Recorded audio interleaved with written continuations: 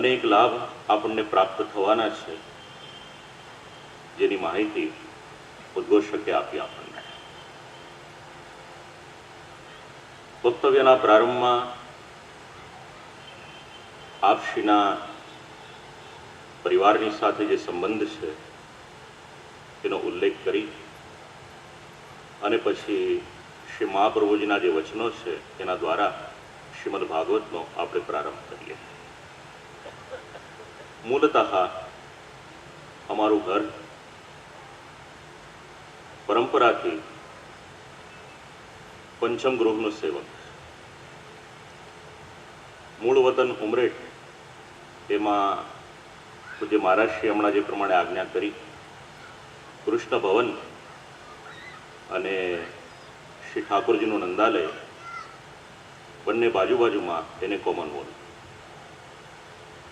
એટલે મારા પરદાદાજીનું હમણાં આપશ્રીએ સ્મરણ કર્યું, પૂજ્ય શ્રી જ્યેષ્ઠારામ શાસ્ત્રીજી, પૂજ્ય શ્રી રમણલાલ શાસ્ત્રીજી, મારા પિતૃચરણ ગોલોકવાસી પૂજ્ય શ્રી નિરંજન શાસ્ત્રીજી, આ પરંપરાથી એક સંબંધ આપશ્રીના પરિવારની સાથે અને આપશ્રીનો અનુગ્રહ રહ્યો.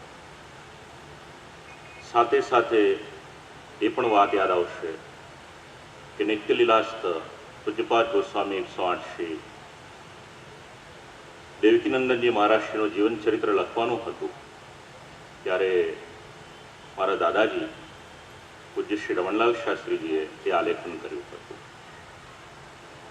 તદુપરાંત જ્યારે આ પંચમ ગૃહથી વ્રજયાત્રાનો પ્રારંભ થયો, આયોજન થયું, ત્યારે એના માટેનું પણ આખું જે પુસ્તક લખવાનું હતું તો એ સેવા પણ મારા દાદાજીને સોંપી હતી. મારા પિતૃચરણને પૂજ્યપાદ ગોસ્વામી 108 શ્રી નિત્યલીલાસ્ત મહારાજ શ્રી ગોવિંદલાલજી મહારાજશ્રીના બ્રહ્મ સંબંધ, એટલે આખી જ એક પરંપરા આપશ્રીના પરિવારની સાથે છે.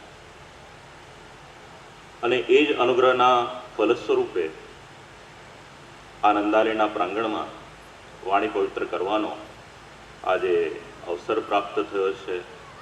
એના માટે આપશ્રીનો ખૂબ ખૂબ આભારી છું અને નતમસ્તક પ્રણામ કરું છું.